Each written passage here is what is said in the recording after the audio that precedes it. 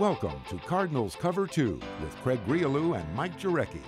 Cardinals Cover 2 is brought to you by Arizona Cardinals Podcasts. Visit azcardinals.com/podcasts. From the Dignity Health Arizona Cardinals Training Center, here's Craig Grialou and Mike Jurecki. So a big debate here this afternoon. Quarterbacks or offensive linemen? You know what the question is, MJ? What's the question? Who decorated their meeting room better? That was the debate here this afternoon. The offensive line, which we actually chronicled here on Cards Cover 2, what was it, 2 weeks ago? Corey Cunningham let us in and shared that knowledge and what the offensive linemen, the rookies, did to their meeting room. But earlier this week, Josh Rosen, Charles Knopf decorated the quarterback's room, and now there's a debate. Who decorated better? Well, considering the quarterback room is 3 people.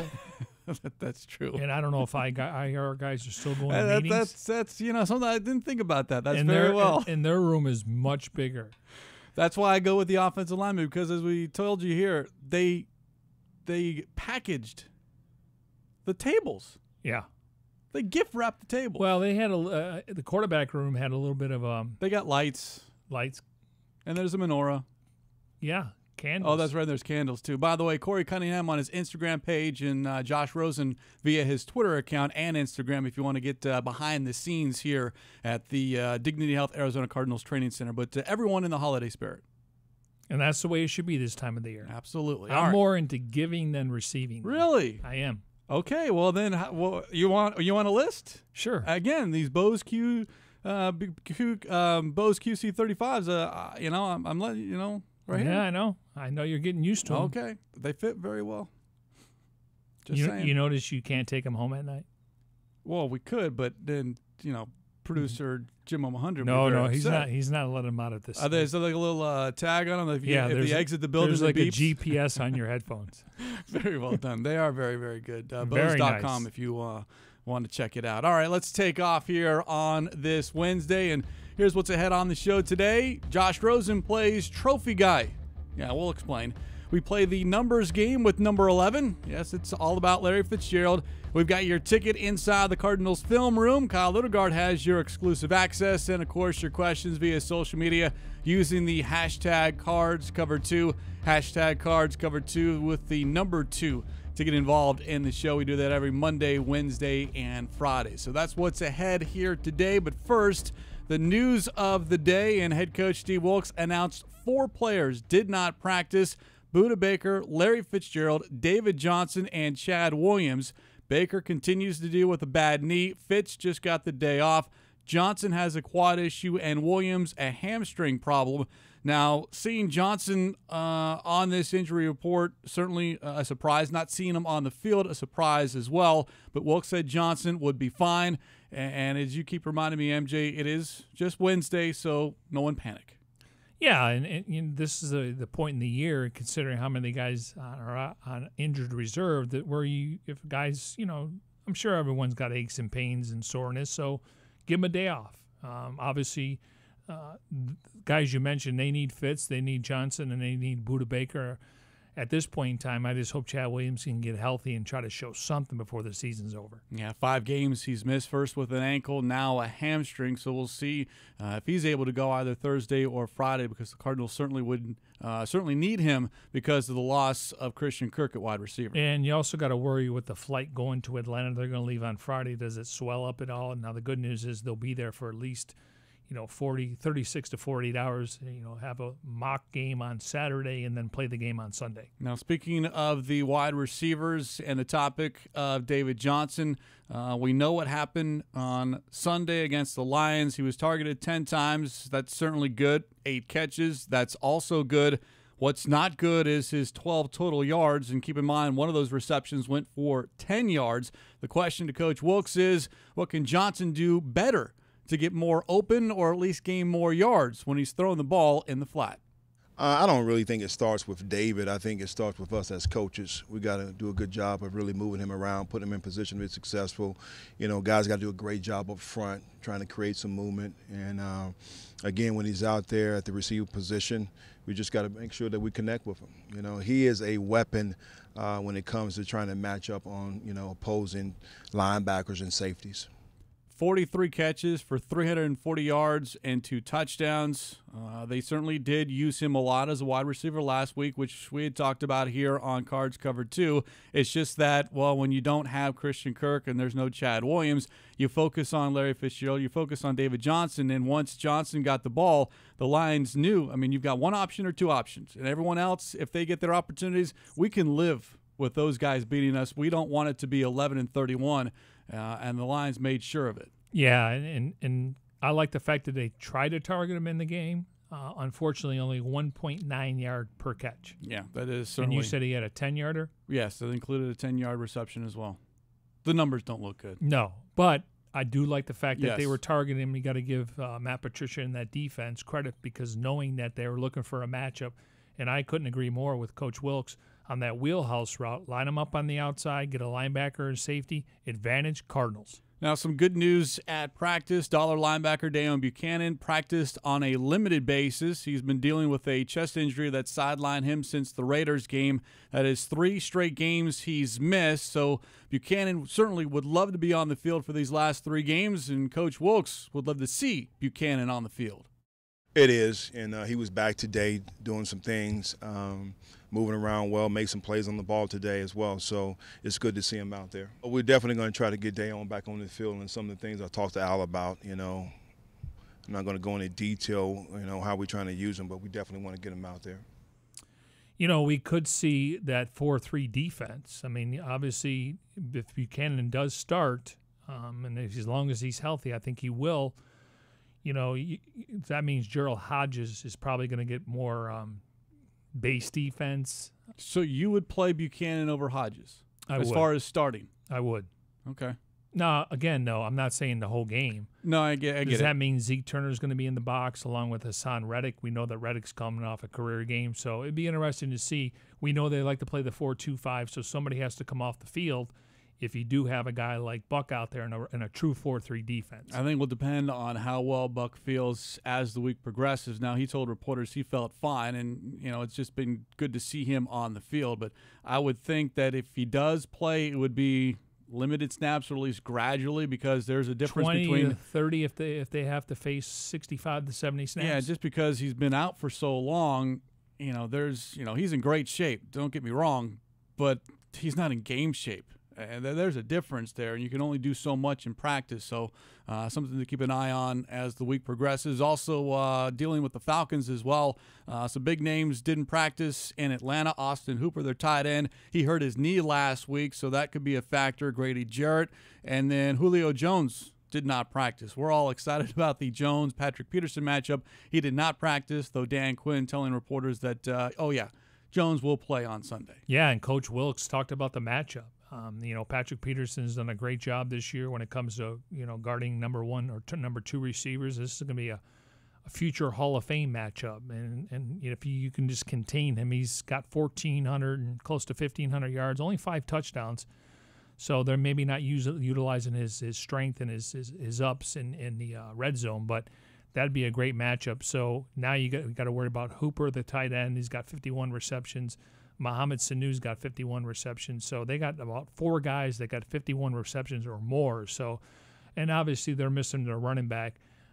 You know, when you look at the 1-2 punch they had. So it'd be interesting to see how they defend the other wide receivers and the tight end, because the tight end is a weapon in Matt Ryan's offense. Yeah, much more on the matchup. Cardinals and Falcons coming your way on Sunday. Of course, the game, or I should say coming up on Friday's show, the game is on Sunday. 11 a.m. is the kickoff. 6:30 pregame coverage begins on the Arizona Cardinals radio network. And if you didn't know where to watch, listen, and follow the game, just go to azcardinals.com/GameCentral, azcardinals.com/GameCentral. Now, since we last left you on Monday, the Cardinals made some roster moves. One, they made it official, placing defensive tackle Robert Nkemdiche on injured reserve. Wilkes today announced that Nkemdiche suffered a complete tear to his ACL, and he'll undergo surgery tomorrow. that was something that was kind of left up in the air on Monday when we found out that Nkemdiche was going on IR, whether it was just a cleanup job and that would just sideline for a few weeks. But now you're talking about months and missing an entire offseason, and now question marks as far as his availability in 2019 and whether he's even here in 2020. Yeah, now normally it takes 9 months. I still think it takes a full year. We're starting to see, Marcus Golden turn the corner. Obviously, you got to get in football shape. So I would just, if I'm guessing as of today, he starts the season on PUP. That's 6 weeks, and then he gets 2 more weeks depending on where the bye week is. Hopefully you can pencil him in for 8 games in the second half of the season. And as of today, I don't think they would pick up that 5th-year option. And he was in the locker room briefly today, shaking some guys' hands. So you wish the best for him. And he's certainly got all the tools. It's just being able to stay on the field on a consistent basis. It's been one thing after another as far as with the feet, calf, ankle, and now knee. So best of luck to Nkemdiche as he'll undergo surgery again tomorrow. Another player placed on IR, linebacker Thurston Armbrister. So that is now 16 players on IR taking their roster spots. Defensive tackle Vincent Valentine, he was signed from the Seahawks practice squad, and linebacker Jonathan Anderson. Valentine, by the way, is familiar with the Cardinals. He was actually here for 3 weeks on the Cardinals practice squad, so you might see him in that lineup as far as on the D-line inside. And, of course, with Cameron Malveaux, Zach Moore available to play inside as well, because right now all you got is Rodney Gunter and Corey Peters as far as your real experienced interior linemen. Yeah, and some of those guys you mentioned, they're more defensive ends, but because of the situation now, they're going to move them inside. And that's, again, position flexibility is a big thing in the NFL. The more you can do is going to keep you on the roster. So they want to have that rotation going. And, if you have to have one guy, maybe it's Benson Mayowa or Zach Moore, slide out to a defensive end position, because Marcus Golden's probably not going to play every single snap, even though Chandler Jones will. Talked to Moore briefly today about his ability to go inside and outside. He says he's done his entire career in the NFL, why he's been around for 5 years now. But the difference is when you're playing D-tackle, everything happens a lot quicker, and it's not as much space, so your decision-making has to be a lot faster, and you're the ones that are creating that pressure up the middle as far as making sure that pocket isn't great for the opposing quarterback. But he was said, like, look, I'll play wherever they want me to play as long as I can help this team. Yeah, good attitude. That's guru stuff right there you were breaking down. I just, you just talk to guys. And well, I pulled a Mike Jurecki today. Yeah, that's what you're supposed to do. Walk around the locker room, say hello. Walk around and then try to, kind of educate yourself, and then you gather more information, and then you filter it out, and then you come up with your opinion. Just follow your lead.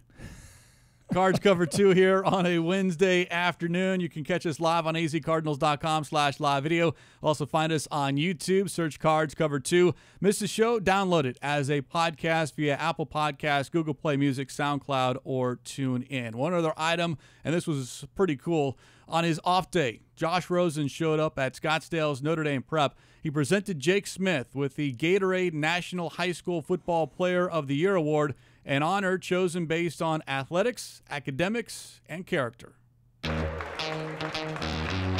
My man Jake Smith, you're the Gatorade National Football Player of the Year. Congratulations. I'm shocked. Thank you to Gatorade. Thank you to all you guys. Thank you, Coach Prelock, my parents. This is unreal. He's a superior high school athlete. There's just a certain ease when Jake's on the field. Everyone's like, okay, we're going to be all right. He's so mature and he carries himself so well. And I've had 2 great years, 26-2, and I'm just outstanding. I'm so proud of him. From what I understand, Jake is a top-of-the-line guy, amazing athlete that plays almost every position on the field. Arizona should be proud to be sending him off. Special thanks to our friends at Gatorade for that video, and for those listening to the podcast that might not have seen the information that flashed. Smith plays 6 positions: wide receiver, running back, kick returner, punt returner, defensive back, and punter. More than 2,400 all-purpose yards and 39 touchdowns this season. He's committed to Texas, and he became the first Arizona high school football player to receive the national honor. So congratulations to him, and props to Josh Rosen for delivering that on Tuesday. I'm happy for the young man, but I want to see some of these quarterbacks stay in the state of Arizona, in particular Arizona State. Well, I get it. Yes, he's on his way to Texas. You know, Rosen, when he okay. presented the award, he was like the biggest guy in the room. Yeah, yeah. Oh, those are freshmen and sophomores. They're still growing, they're still but growing. I was like, Absolutely, yeah. Josh feels like he can not look down on anybody, but he was, just based on the video, he was one of the biggest or tallest guys in the room. Cards Cover 2 here, coming to you from the Dignity Health Arizona Cardinals Training Center, and, of course, broadcasting in our Bose QC 35s. Hashtag Cards Cover 2. We'll get to your questions a little bit here using the number 2, hashtag Cards Cover 2. But more on Rosen. He addressed the media here earlier on this Wednesday, and we know he's got some great people in which to reach out to. Those in that quarterback's room, Byron Leftwich, Mike Lennon, guys who have played the position. And, of course, you can also reach out to the veterans, and there's none better than Larry Fitzgerald. Everything on and off. On the field, he's explaining how he sees the game, and I'm constantly trying to explain to receivers how I see the game and how I want them to hit certain holes in certain times and run certain routes. And it's cool to get the perspective backwards from Larry and get the game from how a receiver sees it, but kind of in the brain of someone who can comprehend it like a quarterback, someone who can give you sort of opinions and ideas that things I've never seen before. I'll give Rosen credit. He's not afraid to realize, one, himself, that he doesn't have all the answers, and then not be afraid to go up and ask. And it's not just offensive guys, but we've heard him talk with Trey Boston, Antoine Bethea. What are you guys seeing that I'm doing or other quarterbacks do that I shouldn't do or I should do? There's been talk this week about having him sit these last 3 games. He needs to play. We discussed that on Monday, but just him learning on the field on Sundays and then during the week within the facility, I'm sure he's taken a whole bunch of notes, and let's hope it helps out not only this offseason but 2019. Yeah, I think for any player in your first year, you just need to be a sponge. I mean, ask a lot of questions. We know he's part of the why generation. He wants to know why you're doing this, and I get that, because he wants to be prepared when he goes to every game. So, yeah, your first year, and we'll see progress going into year number 2, just based on him feeling more comfortable. I still don't know if the game is slowed down for him. You don't want to be a one-check guy, meaning look at one receiver, and if he's not open, then you check it down to your guy, your running back in the flat. Now some of that, though, you need to have the time in order to read 1, 2, 3, and then go back to 1 if you have it. And I think it's difficult now. You look at a guy like Baker Mayfield and the talent he has on the offensive line. I mean, I think that's the reason why he's been so successful. All the other quarterbacks, maybe besides Lamar Jackson, and they got a good offensive line in Baltimore, they're all kind of struggling with that. I mean, it's difficult, and that's why I talk about backside throws. You'd like to see him look at the left first, look at the 2 receivers there, and then start to look for the middle of the field where a tight end could be, and then the right side. You just don't want to look at one receiver and then check it down. So that's a work in progress, but I just think the game is too fast for him right now, and he probably won't admit that because he thinks he's gaining mental reps, which I agree with.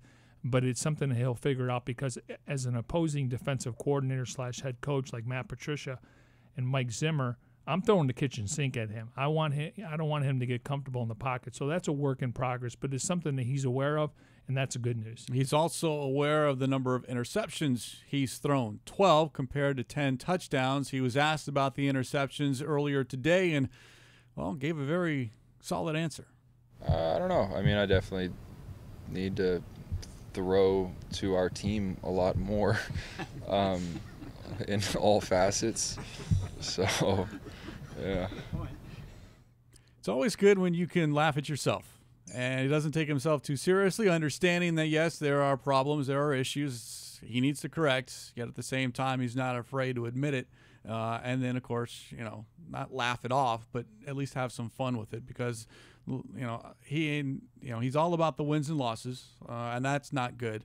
but the numbers that we all look at, completion percentage, touchdowns, interceptions, he doesn't look at as much, I would think, as media, as fans do, but he does realize that those numbers need to improve. Yeah, and he started 10 games now, so he'll get 3 more. And I always think you need about 16 games, but, he'll have a full year under his belt, and we've talked about it at length. Some of these guys that have been in the same system or going into their second year, how they've really improved. Jared Goff, Mitch Trubisky, Patrick Mahomes. You look at Deshaun Watson. So I think that's got to be encouraging for not only Josh Rosen, but for the organization moving forward. More numbers here on Cards Cover 2. How about we go inside the numbers? And this week, it's all about number 11, Larry Fitzgerald. Inside the Numbers, presented by La Mesa RV, where you can experience life. If you're worried about a depressing edition of Inside the Numbers, rest easy. We'll celebrate Larry Fitzgerald's latest milestone with a number 11 themed peek at the numbers. In the third quarter Sunday, Fitzgerald's 14-yard catch was his 1,282nd with the Cardinals, giving him more receptions with a single team than anyone in NFL history. Jerry Rice had held the record for his body of work with the 49ers. Going deeper inside Fitz's hundreds of catches, quarterback Carson Palmer has connected with Larry legend more than any other quarterback, followed by Kurt Warner. Opponent-wise, Fitzgerald has punished the Rams the most, with 179 grabs against the division rival. And not surprisingly, the fourth quarter has been his most prolific, as we've seen Fitzgerald deliver in the clutch time and time again. For 224 consecutive games, Fitzgerald has caught at least one pass, a streak second all-time to Rice's 274 consecutive games with a reception. If the future Hall of Famer plays the remaining 3 games in 2018, he will tie kicker Jim Bakken for the most games played in franchise history with 234. Remarkably, Fitzgerald has only missed 6 games during his 15-year career and has started 65 straight games dating back to 2014. Over his career, Fitzgerald has become the Cardinals' franchise leader in receptions, receiving yards, receiving touchdowns, total touchdowns, and 100-yard receiving games. Fitz has caught at least one pass in 41 different stadiums, the only current NFL venue in which he does not have a reception during the regular season, Atlanta's Mercedes-Benz Stadium, where the Cardinals face the Falcons on Sunday.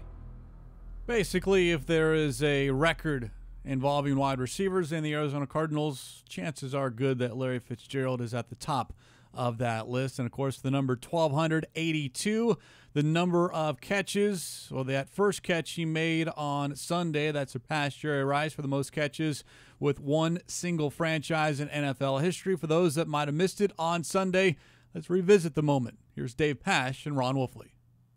Inside 6 minutes to go in the third. 3-0 Lions. First down in the Arizona 30. David Johnson is the running back. Cardinals go with 2 tight ends. And Rosen, play fake, setting up, looking for Fitz, throws for Fitz far side, and a sliding catch at the 44-yard line for a first down. Larry Fitzgerald takes the ball, throws it all the way to the Cardinal sideline as he breaks Jerry Rice's record for the most receptions with a single team in the history of the National Football League. Play action on an 8-man protection with David Johnson releasing out as a check down, only 2 receivers in the pattern. 1,282 career catches for Fitz. Received a standing ovation from Cardinal fans, obviously, Lions fans as well, and there were Lions players in the locker room after the ball game talking up Fitzgerald. It just shows you how much respect that he has, not only in his own locker room, but locker rooms throughout the entire NFL. Yeah, and I think, it was a great moment, whether you're a Lions fan or a Cardinal fan, just watching history. And that history was made in that game right there, and hopefully he can continue to add to it. Don't think he's going to play 5 more years to catch Jerry Rice, who played 20 years for a couple different teams. He's only going to wear 1 uniform, and he's maintained that pretty much for the last few years. Absolutely. Of course, if he wanted to play 5 more years, there's no question that he keeps himself in excellent physical condition. It's maybe the mental and the wear and tear on the mind as far as getting you ready for an NFL season that might change his mind as far as how much longer he wants to go. As we continue here on Cards Cover 2 from the Dignity Health Arizona Cardinals Training Center, and of course broadcasting in our Bose QC35s, getting to the quarterback. Every team wants to do it, and the Cardinals are one of the better teams to do it this season. 39, which is 5th most in the NFL. 14 different players are responsible for those 39 sacks, and the 14th player happened on Sunday. It was a newcomer, defensive end Cameron Malveaux. First down for the Lions on their 44, leading the Cardinals 3-0, 5:17 to go in the first half. Under center, Stafford, play action pass, setting up, looking deep. Instead, he gets sacked at the 38-yard line by Malveaux. Cameron Malveaux, who the Cardinals just signed a week ago, with his first sack as a Cardinal, and there's another injured Lion.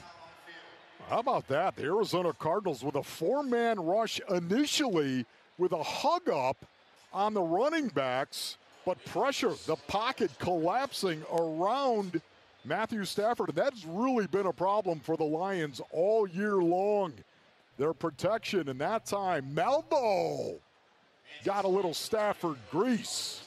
Signed off the Dolphins practice squad 2 weeks ago. A heck of a way to make your Cardinals debut, and that play is the feature of our Cardinals Film Room with Kyle Odegard, a.k.a. the director. The Film Room rated, quote, pretty cool by quarterback Josh Rosen on December 5th. We solicit all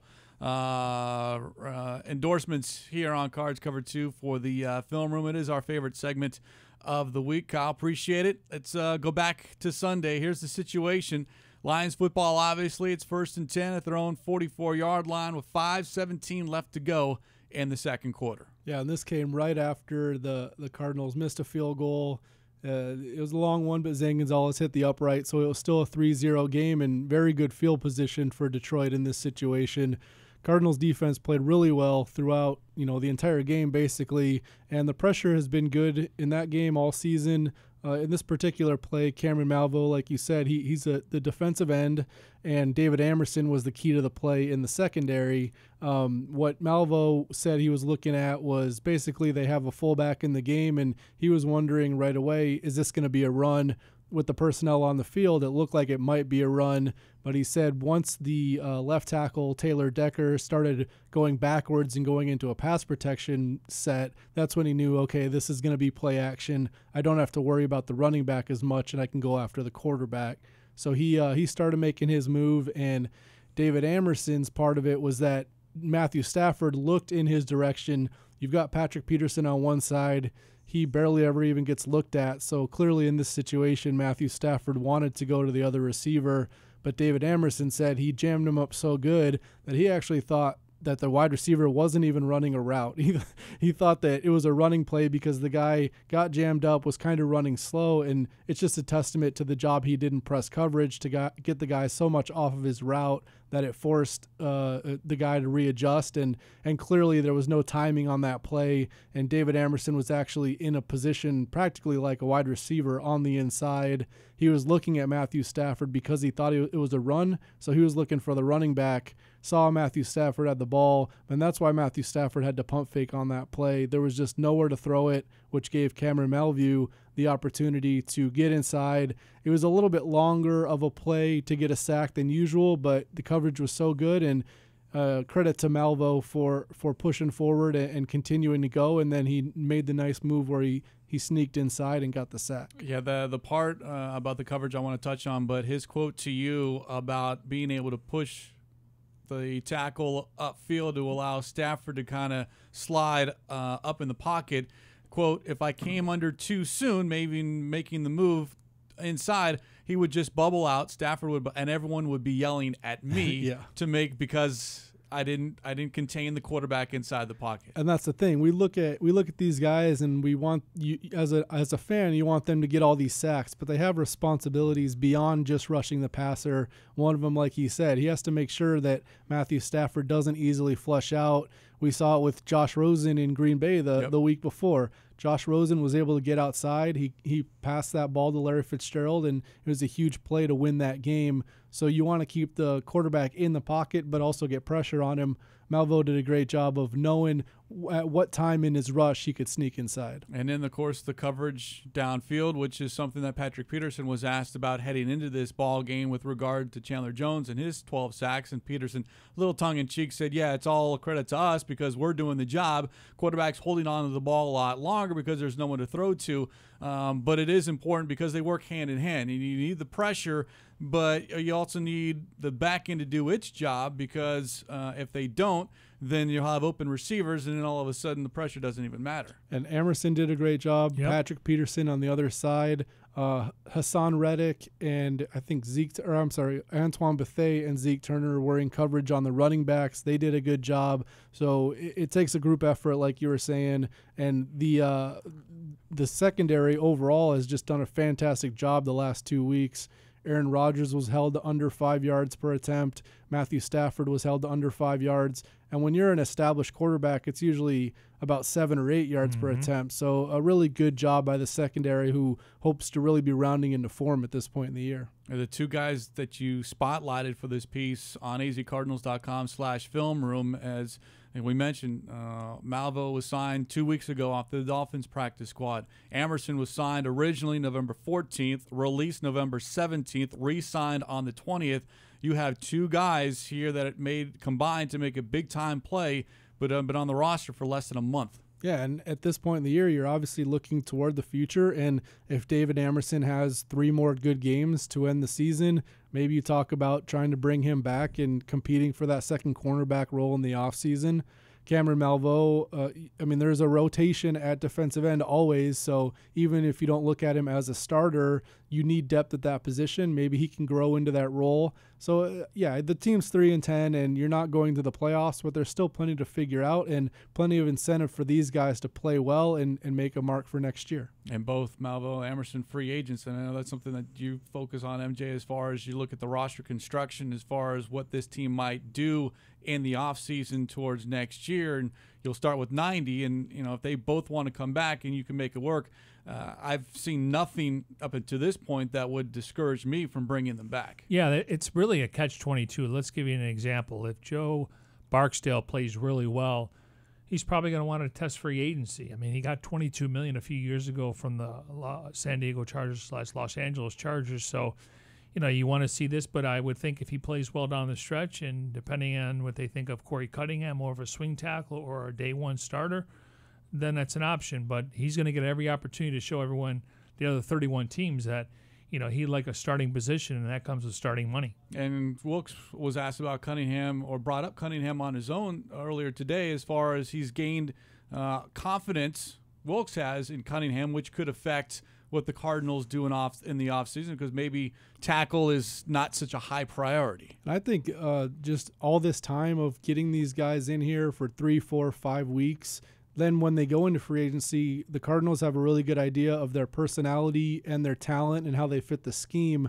So I think just getting a little bit of time with these guys is important to know, we do want Joe Barksdale back and we are going to give him an offer, or if it didn't quite work out and you look somewhere else. But it's a lot easier to evaluate guys that have been here than guys that have been on other teams, and you have to figure out, will they fit within the organization? Now, just on paper, as long as he's healthy and he needs to play a 16-game schedule, referring to DJ Humphries, the one year he played 13 games because they shut him down with concussions. This time it's a knee injury.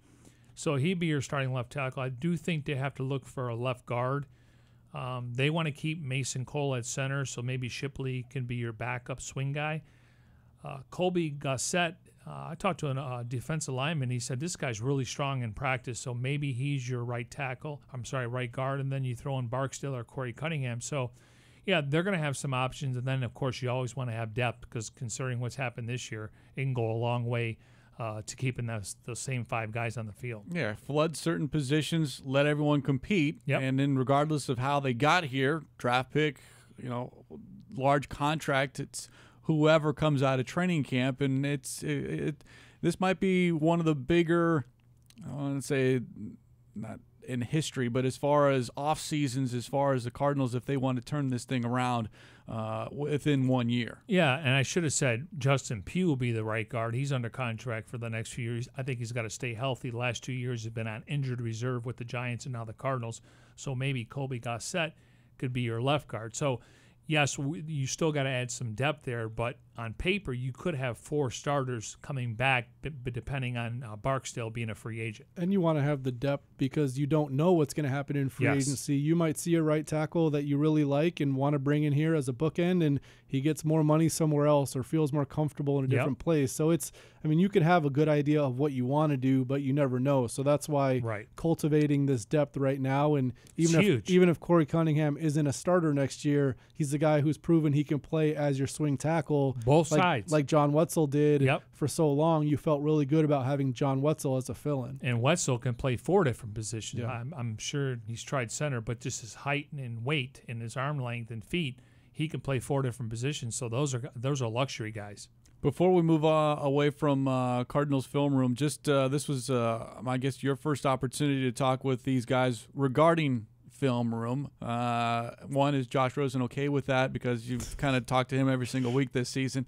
2, just their reaction, because it's interesting, because these are different. What you are asking is different than when the media enters on Wednesday, Thursday, and Friday, because this is taking you behind the doors, if you will, of those meeting rooms as far as what my assignment was and what I was supposed to do. Everybody that I talk to during these things, they get into it because this is their jobs, and they know how to explain what their responsibilities are, and they like showing people the little intricacies, like a Malvo not being able to just scream after the quarterback inside and letting him flush. There's things like that are interesting, and everybody I've ever talked to has been very good about it. It's fun to, like you said, talk about something a little bit different instead of asking them how they feel or their motivation for this week, because we look at things and sometimes make storylines where they don't really feel like this is a storyline, and it's just, you have to fill space sometimes, and they're not into it. But something like this, I've gotten a really good reaction, and it's educational for the fans, and it's nice for them to show how they feel and what they were thinking on a particular play. Well, just the fact that your quotes from Melville was he knew that Taylor Decker was going to be in pass protection. Right. You know what I mean? Then you look at the play action, and you're right. When you look at the film and what we showed, Stafford did look to that side. And then Emerson telling you, well, the receiver, I got good press coverage and jam him at the line. He was kind of running a little slow there, which to me is fascinating to hear. This is something he sees. So he's focusing really on the wide receiver before the pre-snap, and he has an idea now that this could be a pass play based on Decker getting in pass protection, and obviously Melville was able to get through there and get the sack. It's like every single time I do a play, there are some plays that I'll go into it and say, this looks pretty simple. They're just going to say, kind of what I saw from the tape. And then you go in there and you hear all these little intricacies, and it's like, wow, even a play that looks as easy as just a sack and good coverage, there's always a second and a third layer to it. And that's why it's fun talking to them and fleshing that out a little bit. In addition to being the director of the Arizona Cardinals Film Room, and again, you can see all that stuff on azcardinals.com/film room. Kyle does a deep dive every so often on azcardinals.com. And this week, a deep dive on the loss of Christian Kirk due to injury. He's fine, just playing wise, the loss of. And it's something that Coach Wilkes brought up on Monday, and then we talked on Monday's show, because without Christian Kirk, JJ and Chad Williams, guys had to play that might not have played. A Jalen Tolliver, a JJ Nelson. But just the explosive plays that you researched that the Cardinals have had this season, and just how much of a factor Kirk has been in those. Yeah, I mean, the top 2 this season have both been him, the 75-yarder against the Niners, and then the bubble screen touchdown against the Raiders. He's a guy who can do multiple things, whether it's over the top like that San Francisco touchdown, or even just catching a quick screen and doing a catch and run for a big-time gain. So I think his ability to get these chunk plays are important for the offense, and then B, his threat of it, where defenses will have to keep a safety to his side and be worried about what he's going to do. And he's a little bit different from J.J. Nelson, because J.J. Nelson does a lot of post routes and a lot of seam routes or something that just goes deep, and he's not as much of an intermediate threat. So I think teams have to be ready for Christian Kirk, both in the intermediate and short game, as well as over the top. So it's a puzzle for the defense to solve, and when you take him off the field, teams know David Johnson and Larry Fitzgerald are the two stars on offense now, and let's stop them. We're going to bracket Larry Fitzgerald. We're going to keep all our eyes on David Johnson and make all these unproven guys beat us. You listed 14 plays, explosive plays, which are 30 or more yards. And again, this is all on azcardinals.com. Just look for Kyle Odegard's picture and deep dive.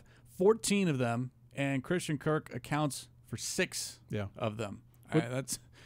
That tells you all you need to know right there. Yeah, and it's a great sign considering he's a rookie and he's doing that already. Right. A lot of times people take their jump in their second year, their third year. So clearly what we saw from Christian Kirk was very encouraging, and now you expect him to be a big part of the future in 2019, 2020. You can pencil him in as hopefully a 1,000-yard receiver year after year. Yeah, let's hope that's the case for the Cardinals going into 2019. Kyle, you agreeing to stick around for Bird Gang Sound Off? Yeah, if you double my pay. All right.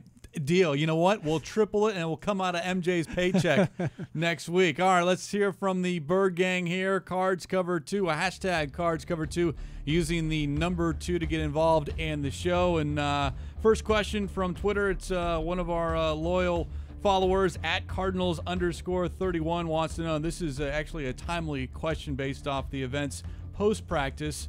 Do you think Zeke Turner is the future dollar linebacker for the Cardinals? Or do you think Deion Buchanan gets an extension? And I know we all talked to him, Buchanan, after today's practice because he returned. But in addition to his health, I know you had a chance to talk to him about his future and as he goes into free agency. Yeah, and he's got 3 games left until free agency. And with the way this season has gone, with his role being diminished, I think it's clear that he's going to go into free agency and test it and see what's there. He didn't rule out coming back to the Cardinals today. He talked about how much he enjoys the organization.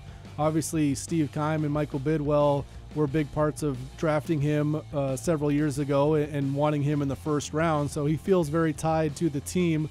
But you also know that he needs to find the correct role for himself. And if that's still being a linebacker only in the base defense or a backup, he wants to go somewhere else and play more. So I think a lot of it depends on what the Cardinals foresee in him, and if it's something where the money would match up and the playing time would match up, I think it's a possibility. But if they're on different wavelengths, then it wouldn't surprise me if he left and went somewhere else. Yeah, I think just for his sake, go out and see what you're worth. Maybe get a 1-year prove-it deal, because he obviously doesn't have the same tape that he had the first 4 years when he was getting 100 tackles. So leading the team in tackles, and then all of a sudden this year, hard time to get on the field. Right. So I think either way, for his sake or the team that he signs with, whether it's the Cardinals or somebody else, 1-year prove-it deal. And if he's playing well, you extend him during the season. Yeah, great question at Cardinals_31 about Deion Buchanan. Again, timely here on Cards Cover 2. We move to Instagram. Julio Jones, Patrick Peterson, they faced off several times. Who do you think benefits more from the experience versus one another, the wide receiver or the defensive back? I think it's good for both of them, where Julio Jones is one of the top 3 receivers in the NFL, but probably Patrick, actually thinking about it, because he loves these matchups. And I think sometimes when he shadows a receiver who's not elite, he knows he's not going to get thrown at, and maybe it gets a little boring. He does a good job of sticking with them every play and not letting up, but the fact that he knows Matt Ryan is going to look for Julio Jones consistently in this game, and they've had battles where Julio has won and battles where Patrick has won. So I think in Patrick's mind, I think he gets amped up for it. Julio's a little bit different personality, not quite as he's not as talkative. He's a little bit more reserved. So I think in Patrick's mind, it's a bigger matchup to him. Yeah, I just think because he's going to be targeted. I mean, he could see 10 to 12 targets, maybe only give up a half dozen passes. Curious to see if it's big chunks of yards, splash plays, or how much they use him in the red zone. He only has 5 touchdowns this year, but I would think the defensive player, because he gets an opportunity to go against one of the best wide receivers in football. Yeah, Jones's touchdown receptions an issue this season as it was a year ago as well, but right now he leads the NFL and receptions, almost 1,500 yards this season. One other question from Instagram. It's about Sunday's matchup, and outside of Patrick Peterson and Julio Jones, what's another key matchup if the Cardinals are going to come away with a win on Sunday? The Atlanta run defense hasn't been very good this year, so to me it would Their run offense hasn't been good either. Yeah, they've been and the Cardinals, the way they ran the ball in Green Bay, that really sparked them to that upset win, and they're going in as pretty significant underdogs again. So David Johnson, as long as he's healthy, he'll obviously get a lot of carries, and if he's got to do something on the ground, I think, for this team to win, because we've mentioned the passing game issues and the lack of weapons. So the offensive line is still very patchwork, but if they can get a push, you can get something going on the ground, you'll be able to keep it close and push for that upset. I would say, besides the key matchup, Patrick and Julio, I would say Josh Rosen versus their front seven. Just trying to get protection, get the running game going, and then him having some time to make the right throws and getting that accuracy up. And as we told you earlier here on Cards Cover 2, Grady Jarrett did not practice today, and we'll see how that progresses during the course of the week. But certainly should be a lot of fun, especially 21 going up against Julio Jones. Kyle, appreciate you sticking around through Bird Gang Sound Off. And we welcome everyone's questions here using the hashtag CardsCover2. Hashtag CardsCover2, using the number 2 to get involved in the show. And we'll do it again on Friday when we really preview the matchup against the Falcons. Again, that Sunday is 11 a.m. is the kickoff, and of course 6:30 a.m. the pregame coverage begins on the Arizona Cardinals radio network. That's going to wrap up this edition of Cards Cover 2 from the Dignity Health Arizona Cardinals Training Center. Special thanks to those behind the scenes: Tim Delaney, Jim Alejandro, Devin Henry, Grayson Choi, and Brandon Natus. For Kyle Odegard, Mike Jurecki, I'm Craig Grialou. Enjoy your Wednesday. We'll talk to you on Friday.